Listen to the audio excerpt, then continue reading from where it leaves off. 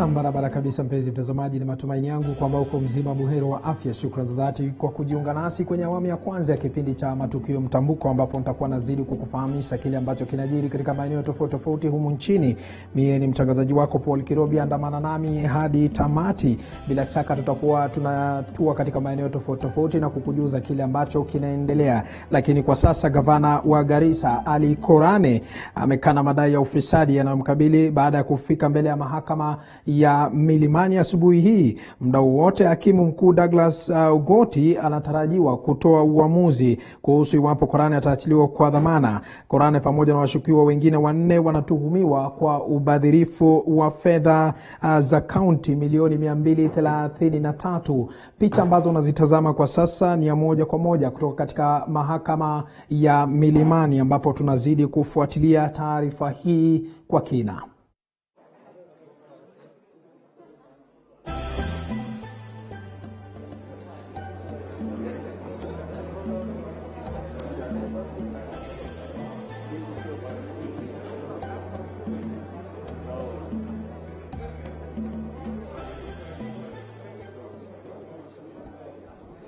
Na bila shaka mtazamaji, hizo ni picha za moja kwa moja kutoka katika mahakama ya Milimani, na hapo mida za baadaye tutakuwa tunakuletea taarifa hiyo kwa kina kwa kile ambacho kitakuwa kinaendelea. Kwingineko ni kwamba mbunge wa Kadhiani Robert Mbui amewashutumu vikali viongozi wa kisiasa wanaoandaa mikutano ya kisiasa kwa kutozingatia kanuni za Wizara ya Afya za umbali wa mita 1.5 kutoka mtu mmoja hadi mwingine. Mbunge huyo amesema kuwa viongozi hawa wanafaa kuwa kielelezo chema kwa wananchi. Mikutano mbalimbali ya kisiasa imekuwa ikifanyika, ya hivi karibuni ikiwa ni kinara wa ODM Raila Odinga katika mkoa wa Pwani na naibu rais William Ruto katika mji wa Kitengela. Hakuna mask, hakuna sanitizer, hakuna ile kitu ya kupima temperature. Sasa mimi nauliza, na mimi sisemi ni deputy president peke yake. Viongozi tumeona sio hiyo peke yake, ni kadhaa wanafanya hiyo tabia. Sasa tunataka kuuliza, kama corona imekwisha, tuambiwe turudishe watoto wetu wapi? Shule. Tuambiwe tuanze kuingia kanisa sisi wote. Tutoe mambo ya kupima temperature, tutoe mambo ya kufanya hiyo sanitizing. Tuache mambo ya kuhesabu watu wakiingia kwa kanisa. Turudi kwa sherehe zetu na starehe zetu. Wale walikuwa nakula pombe yao waendelee. Kwa sababu sasa, how is it that this country politicians wako na haki ya kukutana na kuvunja sheria za corona na sisi hatuwezi? Why is a politician better than a church leader? Why is it a pastor cannot have his people in the number you like? Anaambiwa utafanya kanisa utahubiri dakika sijui ngapi na lazima upime watu wakiingia. But a politician anasimama na anafurisha watu 1,000 hapo wakishikanisha corona. If there is corona, that would not be happening. Kama corona imeisha, tuambiwe. Mimi nataka watoto wangu warudi shule. Mimi nataka biashara zifunguliwe. Mimi nataka kuenda kanisa bila kupingwa na kufungiwa. Na tukiachana na hayo, tukuangazia taarifa nyingine. Ni kwamba katibu mkuu katika Wizara ya Michezo, Utamaduni na Turathi za Kitaifa Josphatha Mukobe ameelezea kuridhishwa kwake na ujenzi unaoendelea wa ukuta wa kihistoria wa Vasco da Gama katika mji wa Malindi. Akiwa katika ziara yake katika mkoa wa Pwani, katibu mkuu huyo aliwapongeza wahusika wakuu wa ujenzi na kusema kuwa ujenzi huo utasaidia katika kukarabati ukuta huo ambao upo karibu kuanguka kufuatia mawimbi ya bahari.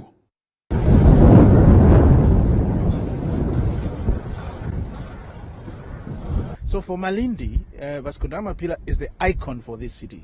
The same way when you London, you see the big clock or the Big Ben, you know. And that's why, as a ministry, we thought it's very important for us to preserve this icon for Malindi. Because if you can imagine, if this pillar fell into the ocean, then that image you have of a city of Malindi will be gone forever. And that's why government has decided to spend that 59 million to rehabilitate it. But we're very proud of this, and it's something that we would want to protect. We're also looking at a phase 2, where we will do an exhibition, a public exhibition to explain. Right now, if you come here, unless you have a guide, you may not be able to understand very clearly what this pillar is all about. So one of the things the Principal Secretary was looking at is how we will be able to get money and do a good outdoor exhibition for people to understand, so that even if you came alone, you will be able to understand the importance of this pillar to the history of Kenya.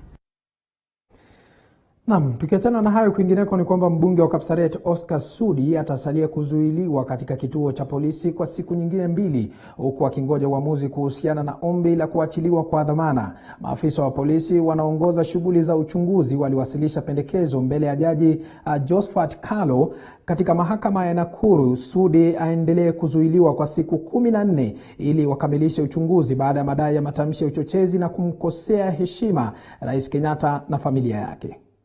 Baada ya kuzuiliwa katika kituo cha polisi cha Nakuru usiku wa Jumapili, mbunge wa Kapsaret Oscar SUDI alifikishwa katika mahakama ya Nakuru Jumatatu. SUDI akishtakiwa kwa miongoni mwa mengine uchochezi, kukataa kukamatwa, kumjeruhi afisa wa polisi na kukosa nidhamu, upande wa mashtaka ukitaka SUDI kuzuiliwa. Number 1 is hate speech. Contrary to section 13(1)(a) of the NCC Act.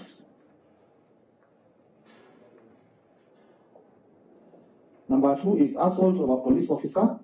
Tume ya Uwiano na Maridhiano NCIC kupitia afisa mkuu James Akelo amewasilisha pendekezo la SUDI kusalia rumande kwa siku 14 akisema yeye ni hatari kwa usalama na amani. Your Honor, the Republic is seeking to detain the respondent Oscar Kipchumba SUDI for 14 days at Nakuru Central Police Station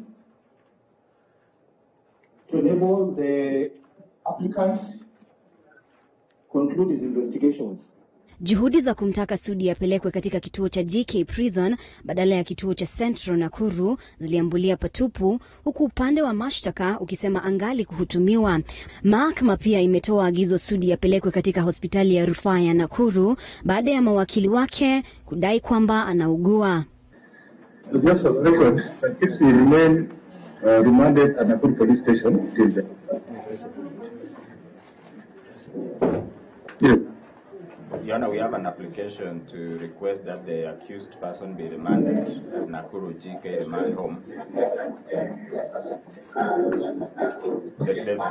For the following reasons, Your Honor.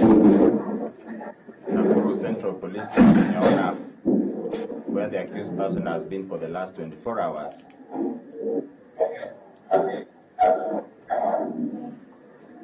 It is fairly congested in the estimation of the accused person and the defense counsel. We have perused all the paragraphs in the affidavit from paragraph 1 to 16, and the prosecution have not outlined their possible or intended witnesses with whom they allege that the suspect will interfere with.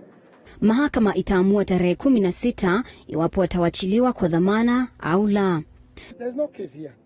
Lakini kwa sababu ya kuturutishwa hii ni ya kujaribu kuweka sisi tukae bila amani, lakini tumehakikisha tumeonekana tukiwa wajumbe wote na senator na governor wetu hapa, sisi ni watu ya amani.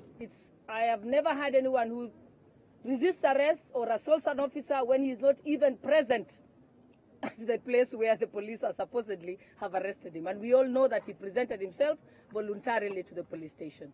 Asking the people of Nakuru County and indeed Rift Valley at large that we maintain the peace. SUDI alijiwasilisha katika kituo cha polisi cha Langas siku ya Jumapili baada ya madai ya kukabiliwa na madai ya uchochezi na kumkosea heshima Rais Kenyatta na familia yake. Mumbichege, TV47. Naam, tukiachana na haya na kuangazia taarifa nyingine ni kwamba mkurugenzi katika idara ya upelelezi wa jinai George Kinoti amekanusha baadhi ya madai yaliyowasilishwa na Seneta Kakamega Cleophas Malala kuwa maisha yake yamo hatarini. Aidha, maseneta kwa upande mwingine wamemtetea Seneta Malala wakisema anachosema si ndoto, hivyo basi wametaka uchunguzi kufanyika mara moja. The second one is Sergeant Benedict B, alias Arap B. Akifika mbele ya kamati ya pamoja inayojumuisha kamati za haki na sheria, usalama wa kitaifa pamoja na uhusiano wa mambo ya nje katika bunge la Seneti, Seneta Kakamega Cleophas Malala anasema maisha yake imo hatarini. Malala mwenye machungu akielezea maseneta kuhusu yaliyojiri wakati wa kukamatwa kwake. That I even sent the police a PIN number. Mr. Chair, I carry a heavy heart with me.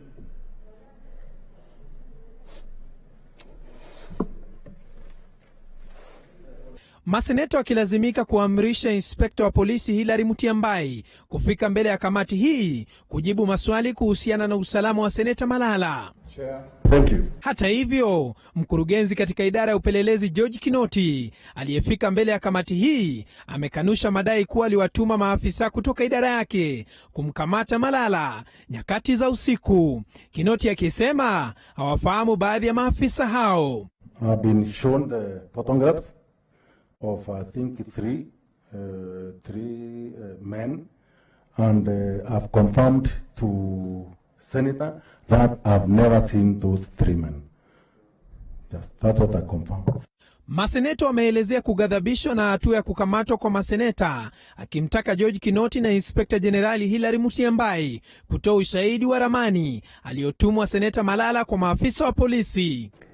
The vehicle that Senator Malala ended up in was green in color. I have the video of that vehicle. It was a Subaru. That Subaru that arrested Senator Malala while we were on our way to the Senate, the number plates were changed on the way to Nairobi area. So it's not enough to dismiss the question of the number plate, and it's not enough to dismiss the question of color. Idara ya usalama aidha imesema kuwa itafanya uchunguzi kubaini ni kina nani wanaowatishia maseneta. Paul Kirobi, runinga ya TV47. Naam, tukiachana na hayo, kwingineko ni kwamba tume ya huduma za mahakama nchini JSC ilikuwa imesema imeweka mikakati kamili kuhakikisha hakutakuwa na pengo baada ya kustaafu kwa jaji mkuu David Maraga baadaye mwaka huu. Tume hiyo aidha ilipofika mbele ya kamati ya sheria bungeni, ambapo ilikuwa imesema kwamba itahitaji siku 166 kukamilisha mchakato wa kumteua jaji mkuu. Maraga ambaye amefika mbele ya kamati hiyo pia hakutaka kujadili swala tata la uteuzi wa majaji 41 hadharini baada ya Rais Uhuru Kenyatta kudinda kuwateua majaji hao. What happens after his tenure, which is constitutional? So there's nothing that can jeopardize his position as the current Chief Justice of Kenya. It's just about us, as you are saying, discussing and coming up with views on how to progress as per the Constitution and the law. This is not the first time this is happening. When the last CJ left, we had a gap of some months. And we want to agree as a country whether we want to have this situation where the Honorable the Chief Justice retires and we will always have this gap. And I think no better person will help us resolve how to move forward than the CJ himself. We want to know exactly what route map he has put in place so that we do not have any element of interregnum when he's not there, and the fact this is going to be smooth, and how much time, what is the expectation of Kenyans? When are they going to have the new Chief Justice? Mr. Chairman, from our own analysis and calculation, the total days required for the recruitment of Chief Justice is approximately 166 days, or about 5.5 months, unless there is no interruption. The process that is governed by statute passed by the National Assembly, Parliament, and we have no discretion in terms of varying those times. Naam, tukiangazia taarifa nyingine ni kwamba kesi ya ubadhirifu wa shilingi milioni 10 inayomkabili gavana wa Nairobi Mike Mbuvi Sonko pamoja na washtakiwa wengine wawili iliendelea katika kikao cha siri, huku usalama wa mashahidi ukizingatiwa kwa kutumia majina bandia. Hii ni baada ya washtakiwa wote watatu kukana mashtaka 13 dhidi yao, yakiwemo njama ya kutekeleza ufisadi.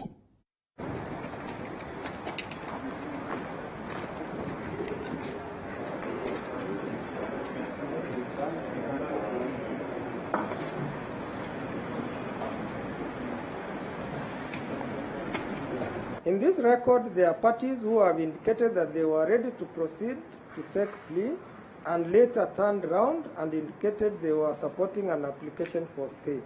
Consequently, I do find that no authoritative argument or material have been placed before me to enable me interfere with the proceedings so far by way of stay or otherwise, and hereby order that this plea proceeds. there will be a closed session. I hope you all understand what it means. The witnesses to use pseudonyms and to use a witness box as per order numbers 4, 5, and 6 of the order dated 14th January 2020.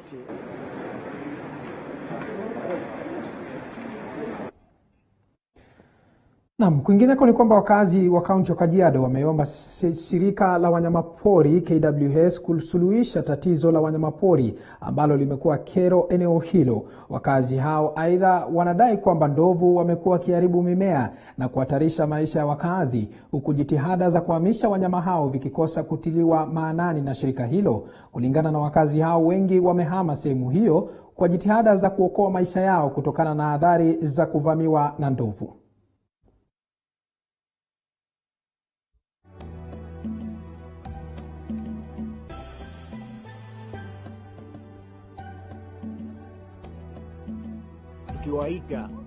Tukiwaita KWS hawaji, wanakuja siku moja angalia tu wanaenda. Lakini ukisikika tu kwamba ndovu wamekufa, KWS ndege inateremka hapo saa hiyo hiyo. Lakini ukiambia ndege imeliwa shamba, huoni mtu. Ile nyumba tunalala ni shida, maana hata ajui hiyo nyumba kama ina binadamu, zingine anapita juu, mpaka hata zingine akipitia juu tunasema ho, pale kungekuwa na mtu hata hiyo angekanyangiwa. Mpaka unakuta hata usingizi inakuzidi na unaogopa kulala ndani ya zile nyumba. Sasa unashindwa uingie kwa shimo, wewe ni binadamu, usingizi umekukaba. Ile mmea ambao umelinda miezi 3 anakuja anabomoa na siku moja. Awazi hiyo mandovu ilikuwa hapa destroy 2 acres ambayo ya mazao ambayo zilikuwa tayari kwenda soko. Sijui policy ya KWS ni gani. Tulikuwa tunawaomba wachukue hatua na wabebe wanyama wao.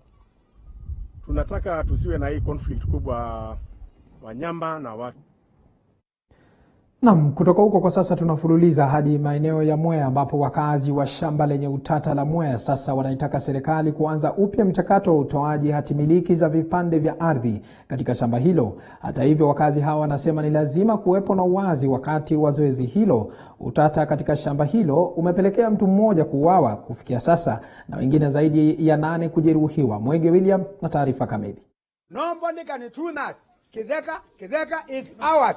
Ardhi ya MWEA imekuwa tata kwa miaka sasa, huku serikali ya kitaifa na ya kaunti ikitafakari jinsi ya kugawa ardhi hiyo kwa wenyeji, huku wakazi wakitoa wito wa kuanza upya kwa shughuli ya kugawanya shamba hilo ila kwa uwazi. Ardhi ambayo imekuwa na mzozo kwa miongo kadhaa iligawanywa mnamo mwaka 2016. Lakini hali ilibadilika na kukumbwa na vurumai mnamo mwaka 2018 baada ya baadhi ya wakazi kupinga kuondolewa walipokuwa tayari wamejenga. Mtu mmoja alikufa na wengine 8 kujeruhiwa katika mapambano na polisi. Katika mkutano wa mashauriano uliofanyika katika eneo la Bondoni, Makema huko Mbeere Kusini, ukiongozwa na Philip Nzangi, mwakilishi wadi wa eneo hilo, sasa wakazi wanataka mchakato mpya, lakini ikiwa tu wakazi wa eneo hilo watafaidika kwanza katika mchakato mpya. Ikiwezekana kesho asubuhi, title deeds za kutoka pale Ngesha mpaka Karoko ziletwe kesho asubuhi, na yule atapata title ni yule anaishi kwa shamba. Zile title za skimu siwe cancel. Let the exercise start afresh. Wakazi hao walisema kuwa wameishi kwenye vipande vya ardhi hiyo kwa miaka zaidi ya 40 na wanastahili kupewa hati miliki. Mzee amekaa 40 years, asubuhi anaamuka na anakuta shamba imefanywa nini? Lakini sitakubali title itumiwe kufinya na kuumiza watu wengine, kwa sababu watu wote ni wetu. Lakini walisisitiza kuwa hawatasalimisha kipande chochote cha ardhi, wakisema kuwa wamezika hata jamaa zao kwenye ardhi hizo. Tunataka titles hata kama ni kesho, na yule mtu tunafahamu ni yule mtu anaishi kwa shamba. Kwani tunaongea mambo mingi hapo? Tunasema priority number 1, priority number 2, number 3, number 4 ni ta. Mwege William, TV47 Embu.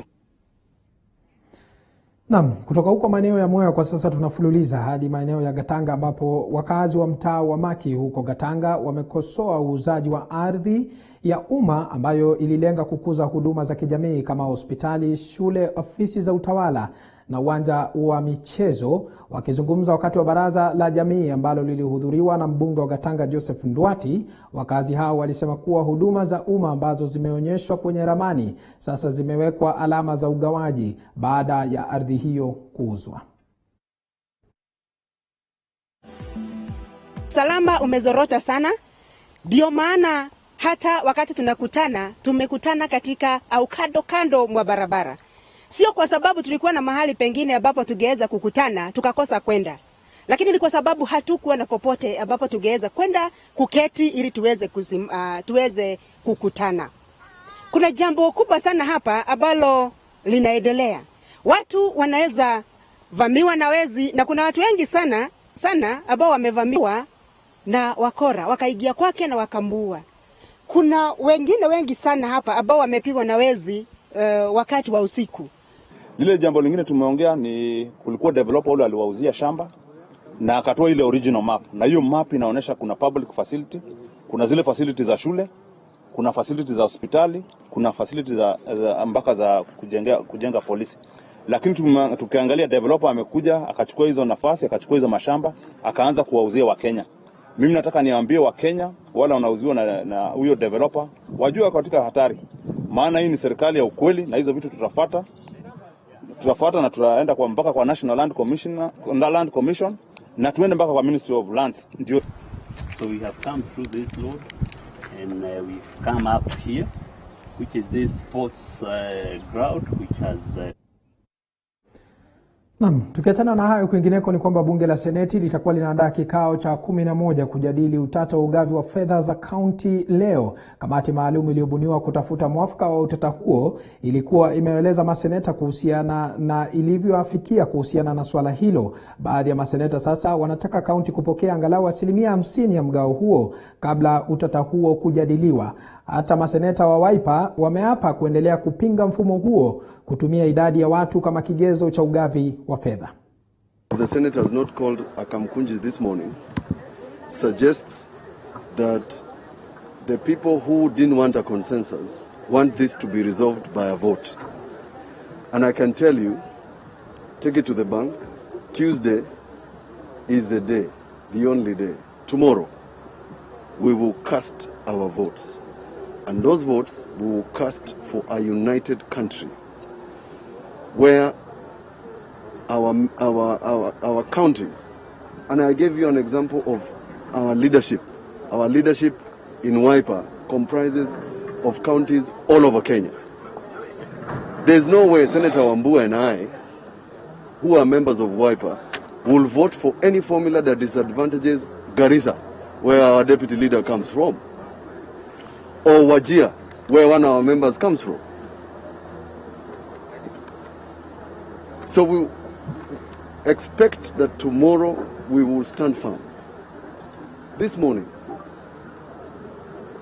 Senator Malala has tabled documents showing a hit squad of 5 police officers who wanted to assassinate him. That matter is being interrogated at 2 this afternoon in the Senate. Why would anybody want to assassinate Malala for standing with 18 counties that are losing revenue?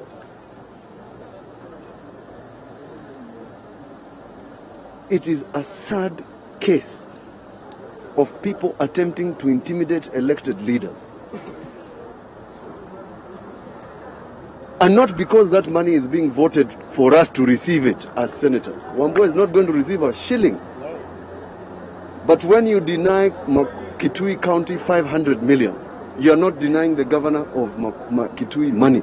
You are denying the women of that county medicine. You are denying the women of that county water. Bila shaka mtazamaji, tunafahamu kwamba bunge la Seneti limekutana mara 10 kufikia sasa, na kikao cha leo huenda ikawa ni kikao cha 11 kujadili utata wa ugavi wa fedha kwenye kaunti. Ni mojawapo ya taarifa ambazo tutakuwa tunazidi kufuatilia katika chumba chetu cha habari, kisha tutakuwa tunakufahamisha hapo mida za baadaye. Na kama nilivyokuwa nimekuarifu pale awali kwamba gavana wa Garissa Ali Korane tayari ameshakana madai ya ufisadi yanayomkabili baada ya kufika mbele ya mahakama ya Milimani asubuhi ya leo. Picha unazotazama pale kwenye runinga yako ni picha za moja kwa moja kutoka katika mahakama ya Milimani, na ambapo gavana wa Garissa Ali Korane kwa sasa yupo mbele ya mahakama hiyo, na ambapo alikuwa ameshtakiwa kwa ubadhirifu wa fedha shilingi milioni 233, fedha zilizotolewa na Benki ya Dunia kupitia mradi ya Kenya Urban Support Program. Ni mojawapo ya taarifa ambazo tunazidi kufuatilia katika chumba chetu cha habari, na tutakuwa tunakufahamisha mengi zaidi. Kumbuka picha hizo ni za moja kwa moja kutoka katika mahakama ya Milimani, ambapo gavana wa Garissa Ali Korane kwa sasa yupo mbele ya mahakama hiyo, na ambapo tayari ameshakana madai ya ufisadi yanayomkabili baada ya kufika mbele ya mahakama ya Milimani. Hivyo basi mtazamaji, vikao vitakuwa vinarejea muda mfupi, na ambapo tutakuwa tunazidi kufuatilia kwa undani zaidi kuhusiana na kashfa ambayo kwa sasa inamkabili gavana wa Garissa Ali Korane kuhusiana na ubadhirifu wa fedha shilingi milioni 233.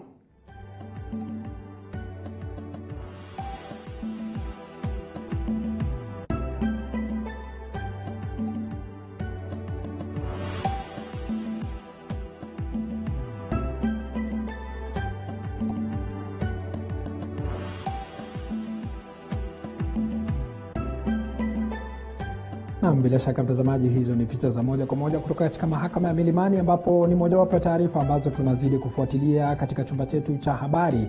Itakapotimu mwendo wa saa 6 kamili tutarejea hapa kukufahamisha kwa kina zaidi kuhusiana na yale ambayo yatakuwa yanaendelea katika maeneo tofauti tofauti humu nchini. Hii imekuwa ni awamu ya kwanza ya kipindi cha Matukio Mtambuko. Tupatane mwendo wa saa 6 kwenye awamu ya pili. Nimekuwa mwanahabari wako Paul Kirobi na kutakia mchana mwema.